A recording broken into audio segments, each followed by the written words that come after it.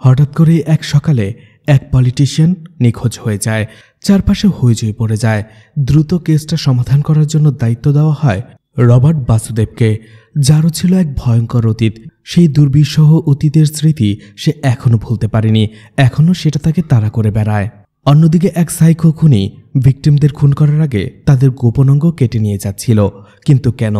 অন্যদিকে এই সবগুলো ঘটনার সাথে একটির সাথে আরেকটার কি সম্পর্ক, সেটাই দেখানো হবে আজকের সাসপেন্স আর থ্রিলার ভরা ওয়েব সিরিজ কোদাই ডায়েরিজের সিজন 1-এ। যদিও ওয়েব সিরিজের কিছু কিছু টুইস্ট আপনারা আগে থেকেই প্রেডিক্ট করতে পারবেন, কিন্তু তারপরও বাকি টুইস্টগুলো আপনাদের ভালো লাগবে। আর এই গল্পটা খুবই এঙ্গেজিং, তাই পুরো গল্পটা দেখার অনুরোধ রইল। তো hi guys, welcome to my channel ফিল্মের গল্প। এমন নতুন আর অসাধারণ সব মুভি আর ওয়েব সিরিজের এক্সপ্লেনেশন বাংলায় দেখতে চাইলে চ্যানেলটিকে সাবস্ক্রাইব করে রাখতে পারেন। ওয়েব সিরিজের শুরুতেই 1985 সালের ঘটনা দেখানো হয়। দুইজন লোক রাতের বেলায় পোস্টার লাগাচ্ছিল। তখনই সেখানে একজন কনস্টেবল চলে আসে আর তাদেরকে সেখান থেকে চলে যেতে বলে দেয়ালে পোস্টার লাগানো যাবে না। তাদেরকে সেখানে তাড়িয়ে দেওয়ার পরে পাশেরই একটা ছোট হোটেলে চলে আসে সে, আর দেখতে পায় হোটেলের ম্যানেজার সেখানেই মদ খেয়ে পড়ে রয়েছে। সে আশপাশটা ভালো করে দেখে, পানি খাওয়ার নাম করে চারদিকটা একটু ভালো করে খেয়াল করে, চাবির বোর্ডটাও ভালো করে খেয়াল করে, আর হোটেল ম্যানেজারকে বলে পানি খাওয়ার জন্য এসেছিল, বাইরে চলে আসে। এরপরে কিছুদের এসেই একটা পুলিশ টিমকে খবর দেয়, স্যার ওরা ওই হোটেলেই আছে, আমি নিশ্চিত। 2টা রুমের চাবি ছিল না, 2টা রুমই বুক, আর পুরো হোটেলটাই খালি ছিল। পুলিশ টিম সেখানেই আসতে শুরু করে। এদিকে হোটেলে বসেই অশোক এবং তার একজন লোক বসে কথা বলছিল। তারা আসলে বিয়ের ব্যাপার নিয়ে কথা বলছিল। তখনই হন্তদন্ত হয়ে একজন লোক এসে তাদের নক করে আর বলে মেয়েটি অজ্ঞান হয়ে গেছে। এটা শুনে অশোক তাকে বলে কিভাবে হলো, তাড়াতাড়ি চলো। সেই রুমে যাওয়ার পরেই দেখা যায় একটি নাবালিকা মেয়ে অজ্ঞান হয়ে পড়ে রয়েছে। সেই লোকটা ভয় পেয়ে যায়। অশোক বলে ভয় পাবেন না, আপনার গাড়িতে ওকে আমরা হসপিটালে নিয়ে যাব। হসপিটালে আমার পরিচিত ডক্টর রয়েছে, কিছু ওষুধ দিলেই ও একেবারে ঠিক হয়ে যাবে। আপনি টাকা দিয়েছেন এনজয় করার জন্য, আপনাকে কথা দিচ্ছি আপনার টাকা বিফলে যাবে না। মেয়েটি সুস্থ হলে আমি আপনাকে আবার সুযোগ দেব। কিন্তু সেই লোকটা তারপরও ভয় পেয়ে যায়। অশোক তাকে আশ্বাস দেয় আর বলে টেনশন করবেন না, কোনো কিছুই হবে না। তারা মেয়েটিকে নিয়ে বাইরে চলে আসে। ঠিক তখনই দেখা যায় পুলিশ টিম সেখানে চলে আসে, আর পুলিশ টিম অশোককে সেই মেয়েটাকে বাইরে নিয়ে যেতে দেখে। পুলিশ তার সামনে চলে আসে আর বলে বাচ্চা মেয়েটিকে আমাকে দিয়ে দাও। অশোক হুট করে মেয়েটিকে পুলিশের দিকে ছুঁড়ে মারে, আর এই সুযোগে তারা পালাতে শুরু করে। কাস্টমার লোকটা সেখান থেকে পালিয়ে যায়। অশোক তার লোকের জন্য অপেক্ষা করছিল। ঠিক তখনই সেই কনস্টেবল পেছন থেকে এসে অশোকের মাথায় আঘাত করে তাকে সেখানে কিছুটা আহত করে ফেলে, যার ফলে অশোক পুলিশের হাতে ধরা পড়ে যায়। এরপরেই পুলিশ অফিসার বাকি 2 কনস্টেবলকে বলে মেয়েটিকে হসপিটালে নিয়ে যাওয়ার ব্যবস্থা করো, আর আসল ক্রিমিনালকে আমরা পেয়ে গেছি, তাড়াতাড়ি ওকে লকআপে নিয়ে ভরো। সিন এখানেই কাট হয়ে যায়। এরপরেই 2019 সালের ঘটনা দেখানো হয়। রঘু সেখানকার কেয়ারটেকারকে জিজ্ঞেস করছিল স্যার কখন আসবে। কেয়ারটেকার বলে স্যার রেডি হয়ে গেছে, একটু পরেই বের হবে। রঘু এরপরেই পুলিশ অফিসার মানিকে কল করে আর বলে আপনি কোথায়? স্যার এখনই বের হয়ে যাবে। মানি বলে আমার আসতে 5 মিনিট সময় লাগবে, আমি চলে এসেছি। এদিকে পলিটিশিয়ান শিবকুমারকে দেখা যায় সে চা খাচ্ছিল আর পেপার পড়ছিল। তখনই তার মোবাইলে একটি ভিডিও আসে। শিবকুমার ভিডিওটা ওপেন করতে দেখা যায় সেখানে একটা মেয়ের প্রাইভেট ভিডিও ছিল। ভিডিওটা দেখেই শিবকুমার নার্ভাস হয়ে যায়। তাকে দেখে বোঝা যাচ্ছিল সে ঘাবড়ে গেছে, কিছু ভাবছিল। তখনই তার মোবাইলে প্রাইভেট নাম্বার থেকে একটা কল আসে। কলটা ধরে অপর প্রান্ত থেকে শিবকুমারকে কিছু একটা বলা হয়। নার্ভাস হয়ে শিবকুমার বাইরে বের হয়। তখনই রঘু তার কাছে আসে আর বলে এখানকার লোকাল পুলিশ অফিসার মানি এসেছে, আপনার সাথে একটু কথা বলতে চায়। মানি সেখানে আসার পরেই শিবকুমারকে বলে স্যার আমার একটা ট্রান্সফার লাগবে, চেন্নাইতে আমাকে ট্রান্সফার করিয়ে দিলে ভালো হতো। কিন্তু শিবকুমার সেই বিষয়টা নিয়ে অনেক ঘাবড়েছিল, আর সেই রাগটা সে মানির ওপরে ছাড়ে আর বলে হুট করে এইসব লোক কোথা থেকে চলে আসে, নির্বাচন এখনো শুরু হয়নি আর এরা আসতে শুরু করেছে। শিবকুমার সেখান থেকে চলে আসে। রঘু মানিকে বলে স্যারের মুড ভালো হলে তার মুখ দেখার পরেই তোমাকে ডাকতে হবে, এখন তুমি চলে যাও। অন্যদিকে শিবকুমার হেঁটে হেঁটেই বের হয়ে যায়, আর কিছুক্ষণ পরপরই আশপাশটা ভালো করে দেখছিল। একটু দূরে এসেই সে আবারও আশপাশটা ভালো করে দেখে। এরপরে লুকিয়ে তার মানিব্যাগটা সে ইচ্ছে করে সেখানে ফেলে যায়। সামনে একটা গাড়ি দাঁড়িয়ে অপেক্ষা করছিল। শিবকুমার ধীরে ধীরে সেখানে চলে যায়। দেখা যায় একটা গাড়ি সামনেই অপেক্ষা করছিল। শিবকুমার গাড়িটির কাছে যায় আর গাড়ির ভেতরে থাকা লোক তাকে কিছু বলে।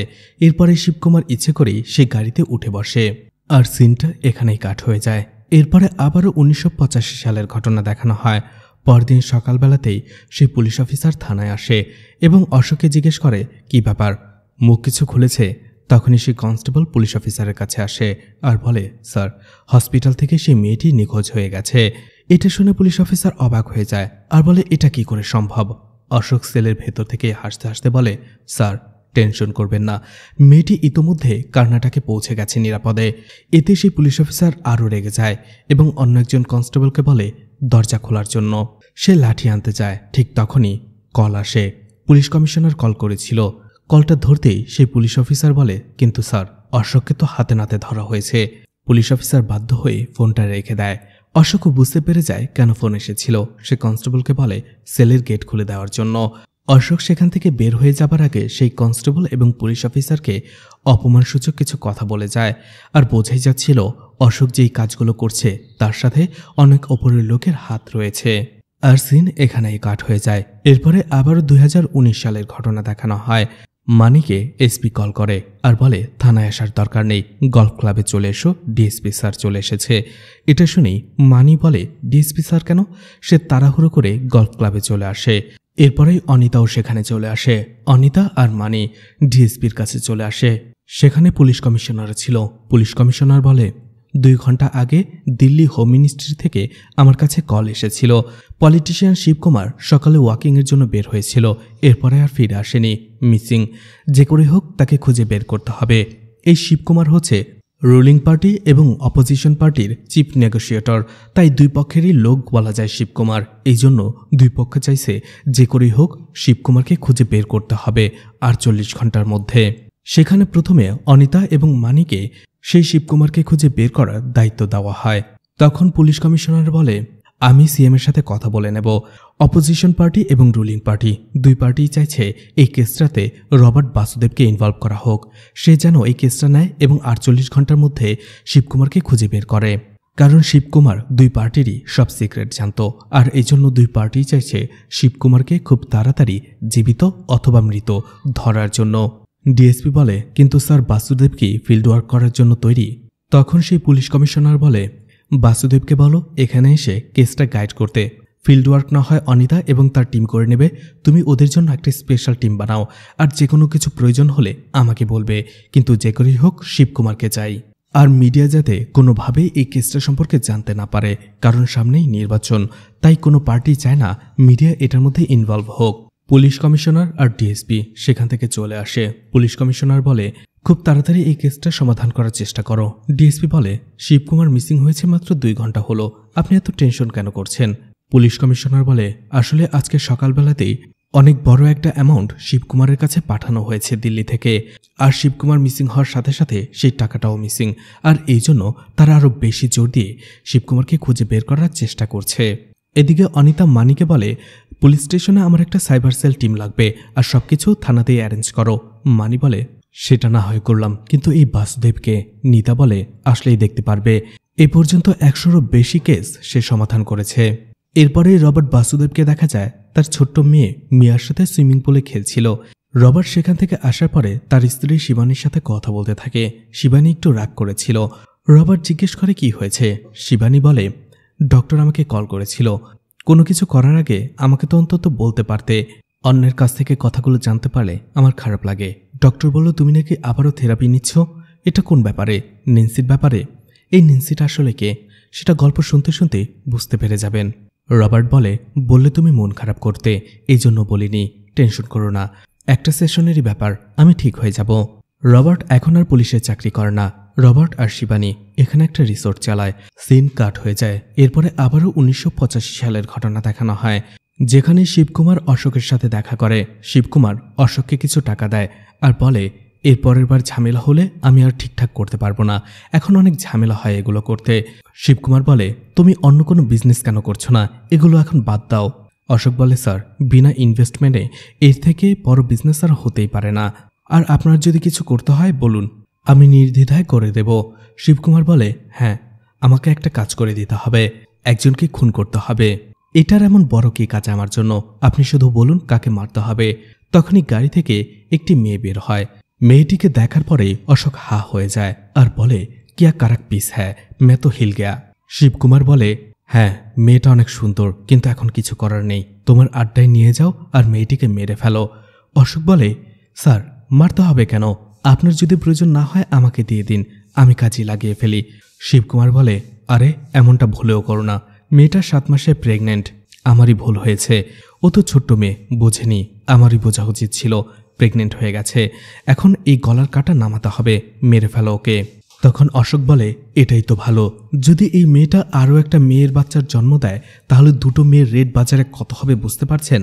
শিবকুমার বলে, এসব উল্টোপাল্টা কিছু ভেবো না, সামনে নির্বাচন, আমাকে নির্বাচন জিততে হবে, তাই মেয়েটিকে মেরে ফেলো যে করেই হোক, কারণ কথাটা বাইরে জানাজানি হলে আমার ক্যারিয়ার শেষ হয়ে যাবে। শিবকুমার মেয়েটির দিকে তাকিয়েছিল।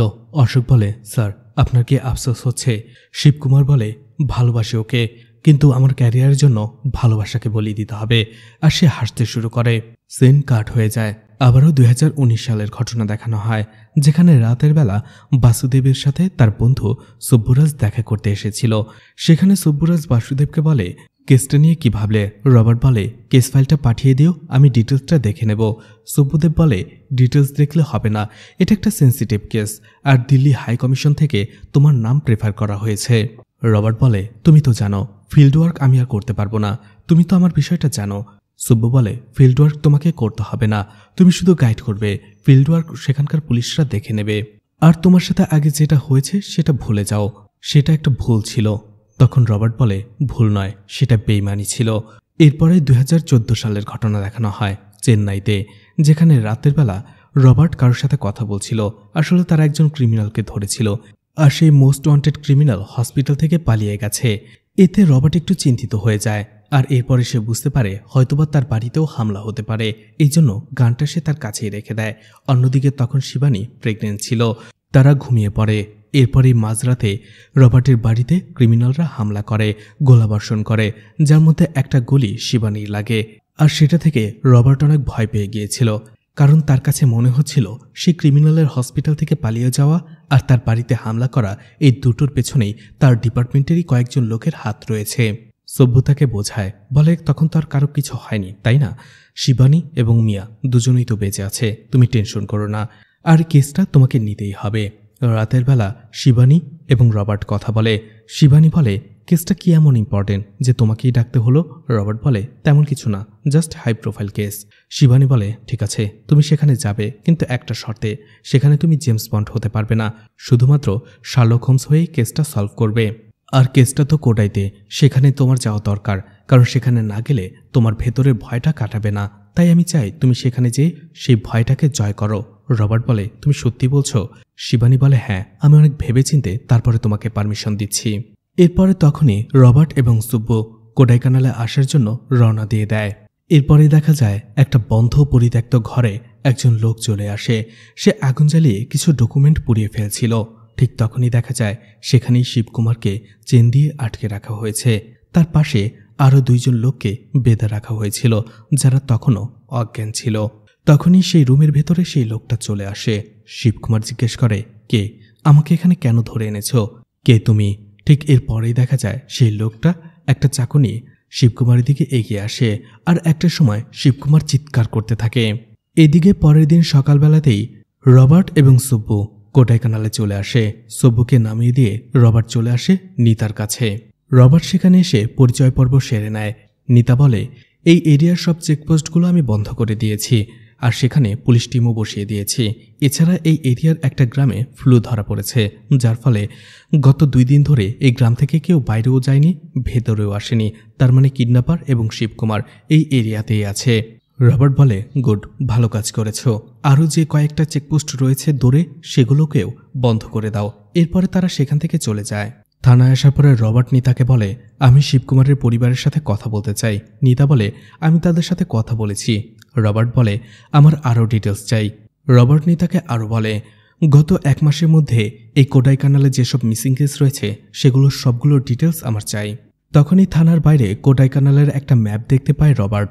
রবার্ট ম্যাপটা দেখতেই হঠাৎ করেই তাকে একটা ছোট্ট মেয়ে তার নাম ধরে ডাকে। রবার্ট তাকে দেখেই ইমোশনাল হয়ে যায়। মেয়েটি হাঁটতে শুরু করে।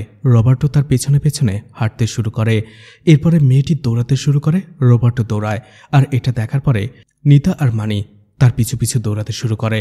একটা সময় রবার্ট একটুর জন্যই গাড়িতে অ্যাক্সিডেন্ট হয়ে যাচ্ছিল। একটুর জন্য সে বেঁচে যায়। আর ঠিক তখনই রবার্ট দেখে সেই মেয়েটি সেখানে আর নেই। রবার্ট কাউকে কিছু না বলে সেখান থেকে চলে আসে। এদিকে শিবকুমারকে দেখা যায় তার পাশে অজ্ঞান হয়ে পড়ে থাকা লোকটাকে সে জাগিয়ে তোলে আর জিজ্ঞেস করে, তোমার নাম কি? লোকটা বলে আসিফ। আসিফ বলে, আমাকে বাঁচিয়ে নিন। তখন শিবকুমার বলে, টেনশন করো না, আমার লোক শীঘ্রই এখানে চলে আসবে আর ওকে ধরে ফেলবে। এরপরেই 1997 সালের ঘটনা দেখানো হয়, যেখানে প্রিয়া বসে পড়াশোনা করছিল আর তার মায়ের সাথে ভেতরে অশোক শারীরিক সম্পর্কে লিপ্ত ছিল। আসলে অশোক সেই মেয়েটিকে সেই দিন খুন করেনি, বরং শিবকুমারের কাছ থেকে নিয়ে আসা সেই মেয়েটিকে সে নিজের কাছে রেখে দিয়েছে। সেই মেয়েটি প্রেগনেন্ট ছিল, তার ঘরেই প্রিয়ার জন্ম হয়। আর এখন প্রিয়া এবং তার মা অশোকের কাছেই থাকে। মহিলাটি অশোককে বলে, প্রিয়াকে স্কুলে ভর্তি করানো দরকার, ও বড় হয়ে গেছে। অশোক বলে, কেন? যাতে বাইরে আমার কথা যে বলতে পারে। প্রিয়ার মা বলে, না, ও কখনোই বলবে না। তখন অশোক রেগে যায় আর বলে, আমি বলেছি ওকে স্কুলে ভর্তি করতে হবে না, আর আমার মুখের ওপরে তুমি কথা বলবে না। অশোক বলে, আমি যদি না থাকতাম তাহলে 10 থেকে 12 বছর আগেই মা আর মেয়ে একসাথেই মারা যেতে। আমি দয়া করে তোমাদের বাঁচিয়ে রেখেছি, আর এখন আমার মুখের ওপরেই কথা বলছো। এরপরেই অশোক বাইরে বের হয়ে আসে আর প্রিয়াকে কাছে ডেকে তার একজন লোককে বলে, তুমি কি জানো ওর মূল্য কত হতে পারে?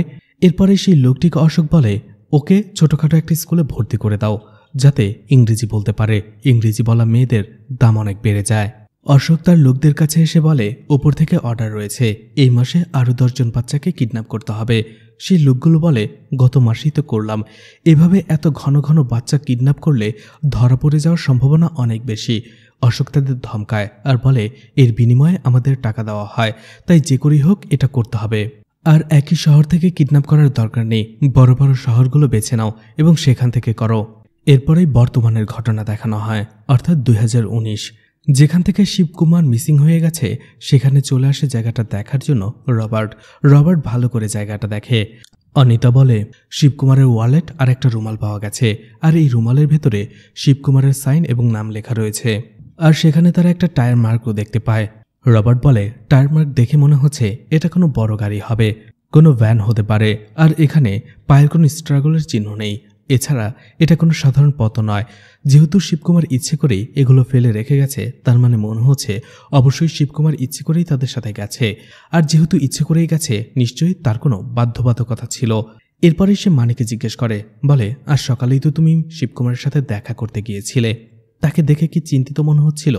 মানি মিথ্যে বলে, স্যার না, সে তো একেবারে স্বাভাবিকই ছিল। রবার্ট ধরে ফেলে তাকে আর বলে, নিশ্চয়ই সে সকালবেলাতে কিছু জানতে পেরেছে, যার জন্য সে এখানে এসেছিল। ঠিক আগ মুহূর্তে তুমি তার সাথে দেখা করেছ, ওই সময় সে নিশ্চয়ই চিন্তিত এবং ঘাবড়ে ছিল। আর তুমি ভিন্ন কথা কেন বলছো? নিজের মানসম্মান বাঁচানোর জন্য কেসটাকে ভুল পথে দিও না। মানি চুপ করে থাকে। এরপরে তারা চলে যায় শিবকুমারের বাড়িতে। রবার্ট জিজ্ঞেস করে, রিসেন্টলি শিবকুমারের রুটিনে কোনো চেঞ্জ এসেছিল কিনা, বা এমন কেউ এসেছিল যাকে আপনারা চেনেন না? তখন শিবকুমারের শালা বলে, না, এমন কিছুই হয়নি। গত 2 থেকে 3 মাস ধরে শিবকুমার তেমন কোথাও যায়নি, শুধু গত সপ্তাহে একটা স্কুলের ফাংশনে গিয়েছিল। এছাড়া পার্টির যত মিটিং সেগুলো সে ভিডিও কলে বা জুমেই সেরে নেয়। এছাড়া অপরিচিত কেউ তার সাথে দেখাও করতে আসেনি। গোপাল সেখানে রেগে যায় আর বলে, আমাদের প্রশ্ন না করে শিবকুমার স্যারকে তাড়াতাড়ি খুঁজে বের করুন। তখনই গোপালের সাথে রবার্ট একা কথা বলে আর বলে, দেখো, আমি পুলিশ অফিসার নই, কনসালটেন্ট, তাই আমি তোমাকে যে প্রশ্নগুলো করব সেগুলোর ঠিকঠাক উত্তর দাও। শিবকুমারের তো একটা অ্যাফেয়ার ছিল, সেই মেয়েটির নাম কি এবং তার ঠিকানা কোথায়? এতে গোপাল রেগে যায় এবং তাকে ধমকায়। তখন রবার্ট বলে, অলরেডি 24 ঘন্টা হয়ে গেছে, শিবকুমারকে খুঁজে পাওয়া যায়নি। আর খুব তাড়াতাড়ি যদি আমরা তাকে খুঁজে বের করতে না পারি, তাহলে দিল্লির সেন্ট্রাল এজেন্সি এই কেসটা নিয়ে নেবে। আর তারা যদি একবার কেসটা হাতে নিয়ে নেয়, তাহলে কি হতে পারে সেটা তুমি জানোই। তোমার এই সম্মান নিলামে উঠে যাবে, তাই যেটা বলছি সেটা করো। গোপালও বুঝতে পেরে যায়, যদি দিল্লির সেন্ট্রাল এজেন্সি কেসটা নেয়, তাহলে তাদের সব কালো টাকার হিসাব সামনে চলে আসবে, তারা তাদের পথটাও হারিয়ে ফেলবে। এজন্য গোপাল বলে দেয় সেই মেয়েটির নাম দৈমন্তী, আর সেই রবার্টকে ঠিকানাও বলে দেয়। এরপরে আবারও 1997 সালের ঘটনা দেখানো হয়।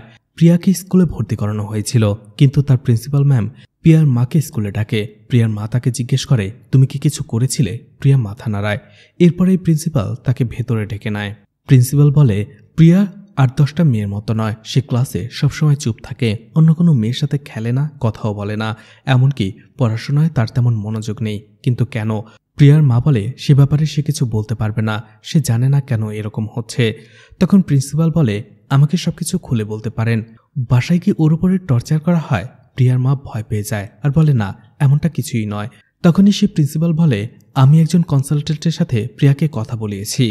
বাড়িতে প্রিয়ার বাবা ছাড়া অন্য কোনো পুরুষ মানুষ রয়েছে। এটা শুনে প্রিয়ার মা আরও চমকে যায় আর বলে, না, আপনি এগুলো কি বলছেন? প্রিন্সিপাল বলে, আপনি আমাকে ভয় নেই, খুলে বলতে পারেন। কিন্তু তারপরও প্রিয়ার মা সেখান থেকে চলে আসে আর প্রিয়াকে নিয়েই চলে আসে। বাড়িতে আসার পরে সে প্রিয়াকে মারধর করতে থাকে, এমনকি লোহা পরিয়ে ছেঁকা দেওয়ার চেষ্টা করে। বলে, ওই লোকটা না থাকলে আমরা মারা যেতাম কবেই। সেই লোকটা দয়া করে আমাদের বাঁচিয়ে রেখেছে। তোমাকে কতবার বলেছি বাইরে যে কোনো কথা বলতে না, কেন তারপরও তুমি মুখ খোলো? ছোট্ট প্রিয়া কাঁদতে থাকে, বলে, আমি কিছুই বলিনি, আমাকে বিশ্বাস করো। ঘটনা আবারও বর্তমানে চলে আসে। রবার্ট দৈমন্তীর কাছে যাচ্ছিল, তখনই তার স্ত্রী তাকে কল করে। শিবানী তাকে জিজ্ঞেস করে, তুমি কি চার্চে গিয়েছিলে? রবার্ট বলে, না, কেসটা নিয়ে বিজি, চার্চে যাওয়ার সময় হয়ে ওঠেনি। শিবানী বলে, সময় পেলে অবশ্যই চার্চে যাবে। শিবানী তখন বলে, তোমার কেসটা কেমন চলছে আর তুমি ঠিকঠাক মতো ওষুধ খাচ্ছ তো? রবার্ট বলে, হ্যাঁ, ওষুধ আমি খাচ্ছি আর এখন একটা মিটিংয়ে যাচ্ছি, তোমাকে পরে কল করব। এরপরে দৈমন্তীর বাড়িতে আসলে সেখানে থাকা লোকগুলো রবার্টকে জিজ্ঞেস করে, আপনি কে? রবার্ট পুলিশের পরিচয় দেওয়ার পরেও সেই লোকগুলো বলে, আপনার আইডি কার্ড কোথায়?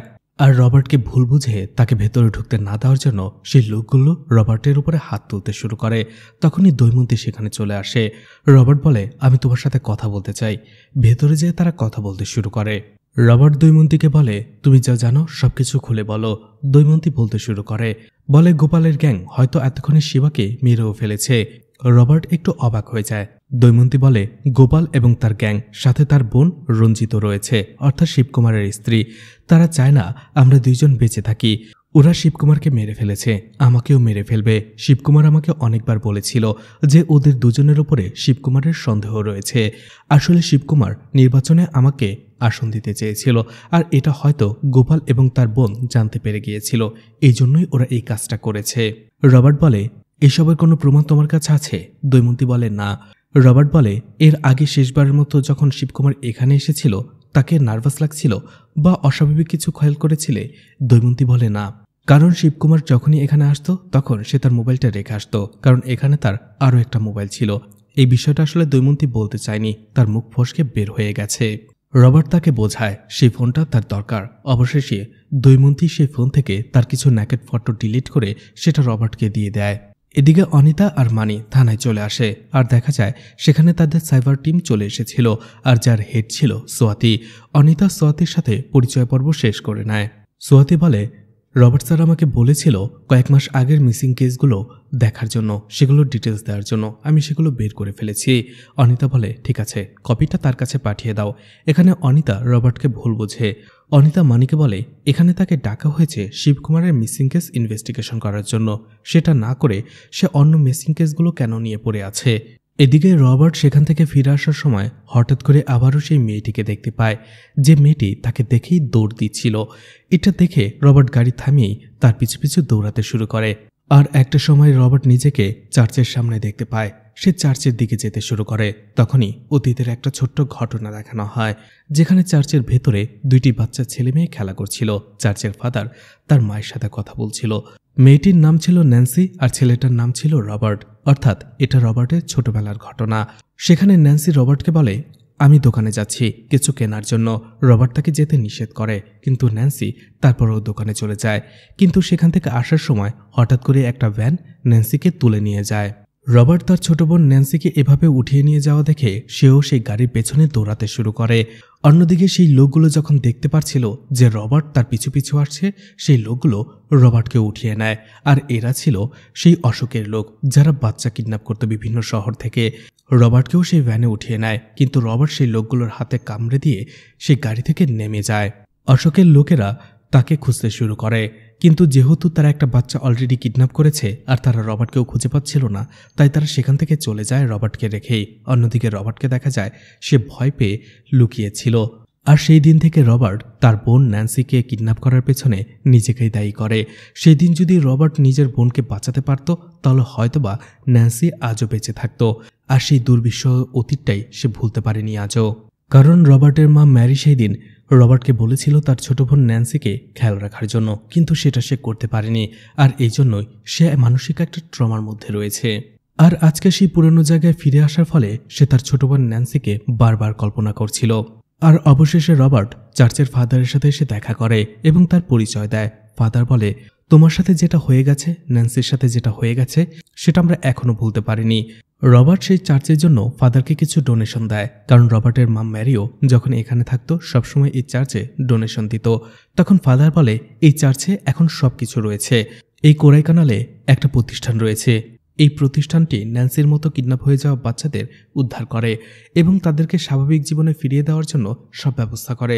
তুমি এই টাকাটা সেখানে দিয়ে এসো, তাহলে তাদের ভালো হবে। আর তোমার কোনো সাহায্য লাগলে তুমি সেখানে আমার কথা বলবে। রবার্ট বলে, অনেকটা বছর কেটে গেছে, ন্যান্সির কথা এখন আর আমি ভাবি না। এদিকে রবার্ট থানায় আসার পরে অনিতা তাকে বলে, কেসটা ক্লোজ করার প্রেশার রয়েছে। তারা আমাদের বলছে পলিটিক্যাল অ্যাঙ্গেল থেকে কেসটাকে ইনভেস্টিগেশন করার জন্য, আর এতে করে দুই পার্টিরই মেম্বারদের আমাদের জিজ্ঞাসাবাদ করতে হবে। রবার্ট বলে, কিন্তু আমার মনে হয় না এই কেসটাতে কোনো পলিটিক্যাল অ্যাঙ্গেল রয়েছে, কারণ সামনেই নির্বাচন। শিবকুমারের মতো একজন পলিটিশিয়ানকে নির্বাচনের ঠিক আগ মুহূর্তে ওরা কিছুই করবে না। রবার্ট বলে, গত কয়েক মাসে কোরাইকানালে 7টি মিসিং কেস রয়েছে, সবগুলোই ওপেন রয়েছে। আমি দেখছিলাম এইসব মিসিং কেসের সাথে শিবকুমারের মিসিং কেসের কোনো মিল রয়েছে কিনা। তখনই আমি জানতে পারি শিবকুমার মিসিং হওয়ার ঠিক 10 মিনিট আগে তার কাছে একটা ফোন এসেছিল প্রাইভেট নাম্বার থেকে, কোনো একটা প্রাইভেট অ্যাপ থেকে। ঠিক একই রকমভাবে বালাকৃষ্ণা এবং আসিফ নামের 2টি মিসিং কেস রয়েছে, তাদের কাছেও মিসিং হওয়ার ঠিক কিছুক্ষণ আগেই প্রাইভেট নাম্বার থেকে অর্থাৎ অ্যাপ থেকে কল এসেছিল। তাই আমার মনে হচ্ছে এই দুইটার সাথে শিবকুমারের মিসিং কেসের কোনো লিঙ্ক রয়েছে। তাই আমাদের এখন বালাকৃষ্ণা এবং আসিফের ব্যাপারে খোঁজ নিতে হবে। অনিতা বলে, অন্য কেস ইনভেস্টিগেশন করার সময় আমাদের হাতে নেই। রবার্ট তখন বোঝায়, শিবকুমারকে খুঁজে বের করতে হলে এদের কেসটাও আমাদের ইনভেস্টিগেশন করতে হবে। রবার্ট বলে, পলিটিক্যাল অ্যাঙ্গেলটাও আমরা দেখব। অনিতা বলে, ঠিক আছে। সে মানিকে বলে সবকিছুর ব্যবস্থা করার জন্য। সিন কাট হয়ে যায়। 1997 সালের ঘটনা দেখানো হয়। প্রিয়াকে তার মা মারার পরে সে শুয়ে শুয়ে কাঁদছিল। তখনই জানালা দিয়ে সেই বোবা ছেলেটি আসে। প্রিয়ার মন ভালো করার জন্য প্রিয়াকে একটি ফুলদানি গিফট করে। ঠিক তখনই রঘু সেখানে চলে আসে। আর রঘুর সাথে সাথে অশোক রেগেছিল। সে বাড়ির ভেতরে ঢুকেই প্রিয়ার মাকে মারধর করার চেষ্টা করে আর বলে, প্রিয়া কোথায়? ওর এত বড় সাহস! আমি বলেছিলাম ওকে স্কুলে দেওয়ার দরকার নেই, তুমি কথা শোনোনি। ওর স্কুলের প্রিন্সিপাল আমার নামে কেস করেছে। ওর এত বড় সাহস, ওকে আমি মেরেই ফেলবো। প্রিয়ার মা তাকে বাধা দেয়, আর এই বাধা দেওয়ার জন্য অশোক প্রিয়ার মাকেই মারতে শুরু করে। ঘটনা বর্তমানে চলে আসে। সেই সাইকো খুনিকে দেখা যায় একটা চাকু নিয়ে শিবকুমারের পায়ে আঘাত করে, সেখানে কেটে ফেলে সে। এতে শিবকুমার প্রচণ্ড চিৎকার করে আর বলে, আমাকে এখান থেকে যেতে দাও, আমার লোক এখানে চলে আসবে, তোমাকে মেরে ফেলবে। কিন্তু সেই লোক কোনো কথাই শোনে না। শিবকুমারের পায়ে সে একের পর এক আঘাত করেই চলছিল, আর শিবকুমার অসহ্য যন্ত্রণায় শুধু চিৎকার করছিল। এরপরে আবারও 1997 সালের ঘটনা দেখানো হয়, যেখানে একদিন অশোক মদ খেয়ে প্রিয়ার মায়ের সাথে শারীরিক সম্পর্ক করার চেষ্টা করে, কিন্তু সে দেখতে পায় প্রিয়ার মা অসুস্থ, তার জ্বর এসেছে, আর এই জন্য সে বের হয়ে যায়। প্রিয়ার মা ঘটনার আন্দাজ করতে পারে, আর এই জন্য সে অশোককে বলে, আমার কিছুই হয়নি, তুমি এসো। কিন্তু অশোক কথা শোনে না। সে বাইরে আসে আর প্রিয়াকে বলে ভেতরে যাওয়ার জন্য। প্রিয়া জানতো এখন তাকে আর কেউ বাঁচাতে পারবে না, এই জন্য প্রিয়াও ভেতরে যেয়ে বসে। আর নরপশু অশোক ছোট্ট মেয়ে প্রিয়াকে দিয়ে তার শারীরিক চাহিদা মেটায়। বাইরে আসার পরে প্রিয়ার মা শুধু প্রিয়ার দিকে ফ্যালফ্যাল করে তাকিয়েছিল। সে বুঝতে পারল যে তার মেয়েটাকে নরপশু অশোকের হাত থেকে আর বাঁচাতে পারল না। ঘটনা বর্তমানে চলে আসে। সেই কিডন্যাপার সেখানে আগুন জ্বালাচ্ছিল। শিবকুমার বলে, আমি তোমাকে 10 কোটি টাকা দেব, নিজের ইচ্ছে মতো জীবনযাপন করতে পারবে, আরামায়েশের, আমাকে ছেড়ে দাও। লোকটা তখন তার দিকে তাকায়। সেখানে আরও একজন লোক আসে। শিবকুমার বলে, আমি তোমাকেও 10 কোটি দেব, দুইজনকে 20 কোটি, তারপরও আমাকে ছেড়ে দাও। কিন্তু সেই লোকটা হাসে। আর সেই সাইকো খুনি সেখানে আসে আর শিবকুমারের পায়ে একের পর এক চাকু দিয়ে আঘাত করে। সে আবারও ব্যথায় যন্ত্রণায় চিৎকার করতে থাকে। পরদিন সকালে অনিতা মানিকে জিজ্ঞেস করে সবকিছুর ব্যবস্থা করা হয়েছে কিনা। মানি বলে হ্যাঁ, আসিফের পরিবারের সাথে যোগাযোগ করা হয়েছে, তারা আসবে আর এখানে এসে আমাদের সাথে যোগাযোগ করবে। অন্যদিকে বালাকৃষ্ণের পরিবার এখান থেকে 20 কিলোমিটার দূরে থাকে, আমরা চাইলে তার সাথে ফোনে কথা বলতে পারি। কিন্তু রবার্ট বলে না, আমি একা সেখানে যাব আর তাদের সাথে কথা বলবো। রবার্ট অনিতা এবং মানিকে অর্ডার দেয় যে বালাকৃষ্ণা এবং আসিফের পরিবারের কাছ থেকে খোঁজ নিয়ে জানার চেষ্টা করো বালাকৃষ্ণা, আসিফ এবং শিবকুমার তিনজনের মধ্যে কোনো অ্যাঙ্গেল থেকে বা কোনো দিক থেকে সম্পর্ক আছে কিনা। এদিকে রবার্ট যাওয়ার কিছুক্ষণ পরেই আসিফের পরিবার সেখানে চলে আসে থানায়। দেখা যায় সেটা ছিল আসিফের শ্বশুর এবং তার স্ত্রী নার্জিয়া। নার্জিয়ার সাথে অনিতা একা কথা বলে আর জিজ্ঞেস করে শেষবারের মতো আসিফের সাথে তার কবে দেখা হয়েছে আর সে কিভাবে বুঝলো যে আসিফ মিসিং। হয়তোবা সে কাজের জন্য বা পরিবারের প্রেসারে চলেও যেতে পারে অন্য কোথাও। তখন নার্জিয়া বলে না, আসলে আমাদের প্ল্যান হয়েছিল পরিবারের কাউকে না বলে আমরা ব্যাঙ্গালোরে শিফট হব। অনিতা জিজ্ঞেস করে আসিফের সাথে বালাকৃষ্ণা এবং শিবকুমার এই দুই নামের কারো কোনো পরিচয় ছিল বা সম্পর্ক ছিল। নার্জিয়া বলে সেই বিষয়ে আমি কিছু জানি না, কারণ কাজের সম্পর্কে সে আমাকে কিছুই বলতো না। অনিতা তখন জিজ্ঞেস করে আসিফকে প্রিজম ইন্টারন্যাশনাল স্কুল থেকে কেন বের করে দেওয়া হয়েছে।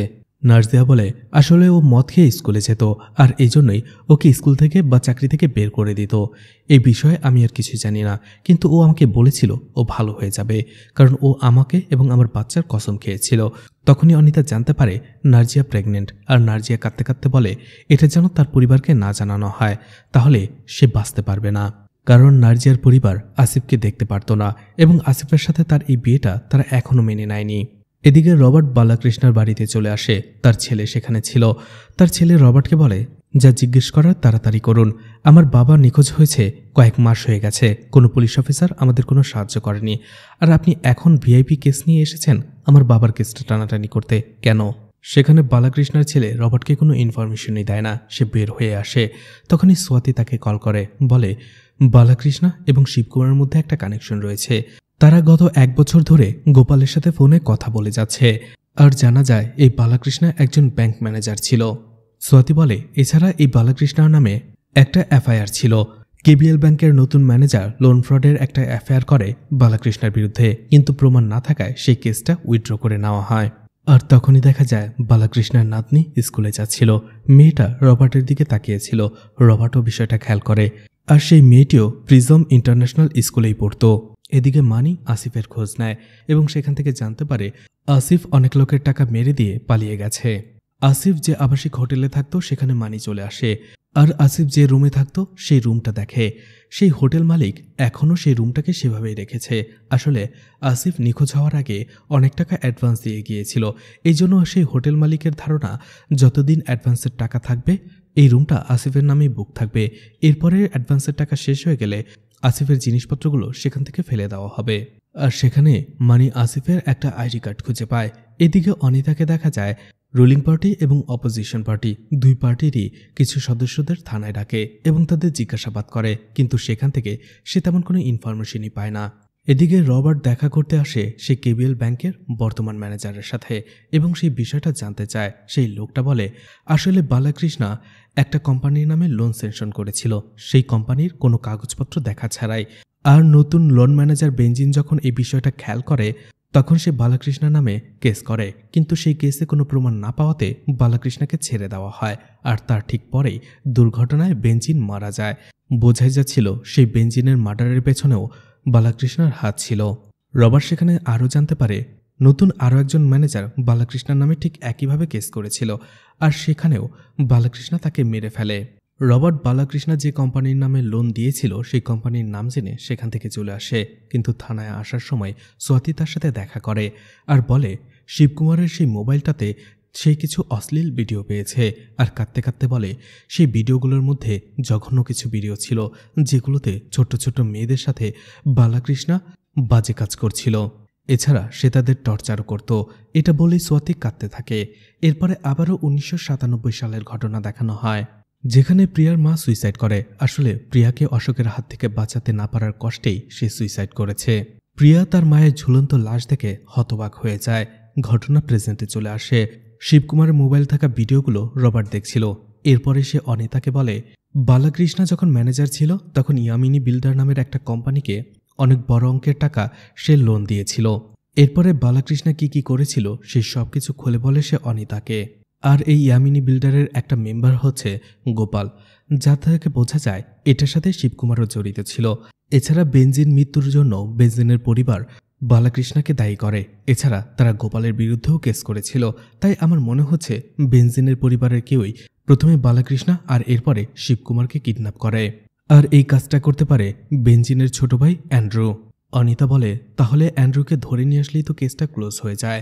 তখন রবার্ট বলে, না, এখনো বাকি আছে। এই কেসের সাথে আসিফের কি সম্পর্ক? যে একজন স্কুল বাস ড্রাইভার, সেটাই বুঝতে পারছি না।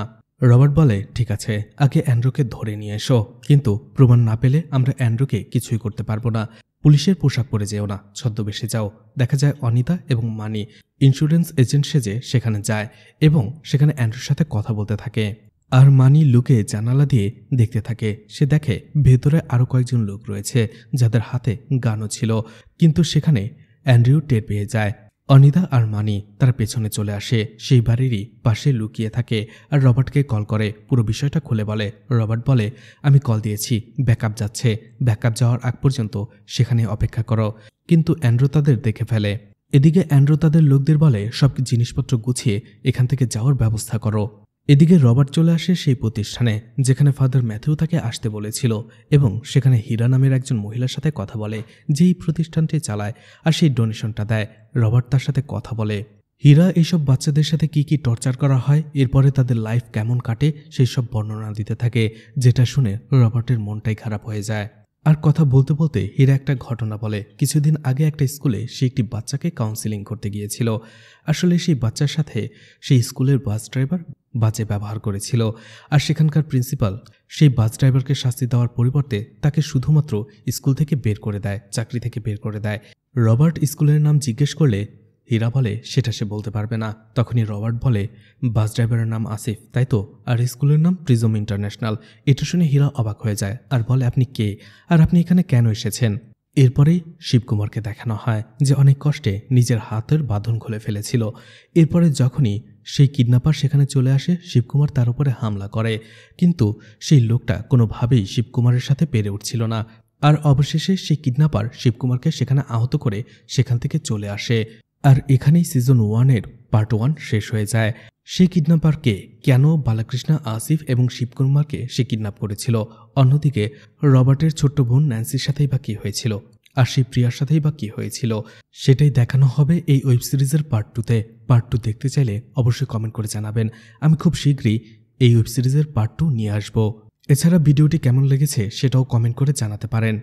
আর মুভিটা ভালো লাগলে লাইক, কমেন্ট, শেয়ার করে পাশে থাকতে পারেন। তো আজকের মতো বিদায় নিচ্ছি। আবারও দেখা হবে নতুন কোনো মুভি বা ওয়েব সিরিজ নিয়ে। ততক্ষণ পর্যন্ত ভালো আর সুস্থ থাকবেন সবাই। আজকের মতো বিদায় নিচ্ছি। আল্লাহ হাফেজ।